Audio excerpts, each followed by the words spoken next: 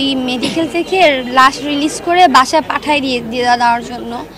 আমি যতটুকু জানি ওইটার জন্য আব্বা আসছিল, আব্বা আর আমার 2 ফুফাতো ভাই ওনারা একসাথে ছিল। তো ওনারা নাকি আমার ছোট ফুপুর বাসায় যাবে, তো ওইখানে ফেরার জন্য এই রিক্সা নেওয়ার জন্য বা কিছু একটা যানবাহনের জন্য ওরা দাঁড়াইছে। এর মধ্যে নাকি ট্রাক এসে ইউটার্ন নিয়ে গায়ে উঠাই দিছে।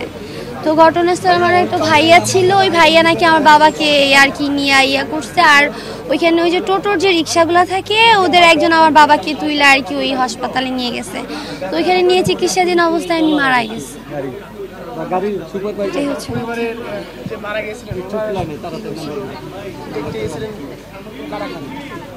দেখতে গেছেন ভাইকে, হ্যাঁ রাত্রেই মারা গেছে। 9টা নাগাদ নাকি সে 12টার দিকে বাসা থেকে বের হয়ে গেছে, বলছে যে আমাকে পৌঁছায় ফোন দিবে।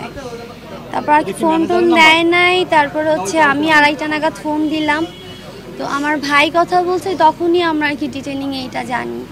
প্রথম আমার বিশ্বাস হইতেছিল না, আমি মনে করছি তবে ফোন চুরি টুর হয়ে গেলে প্রাঙ্কিং হয়তো অনেক সময়, তো আমার এরকমই কিছু একটা লাগতেছিল। তো ওইখানকার পুলিশরা সবাই বলতেছিল যে দেখো এটা কোনো দুষ্টামি না, তুমি কি ওনার বড় মেয়ে? আমার বাবা শুধু বলতেছে আমার বড় মেয়েকে খবর দেন, আমার বড় মেয়েকে খবর দেন।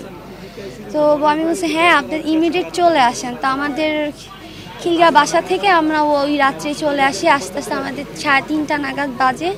আমাকে নার্স জানাইছে 3:05 আমার বাবা আর কি শেষ নিঃশ্বাস ফেলে একদম। না, আমার বাবাকে আমি জীবিত পাই নাই। হ্যাঁ, আমাদেরকে পুলিশ বলছে বিচার তো দেখেন অবশ্যই দাবি করি, কারণ আমাদের দেশের সিস্টেম ভালো না।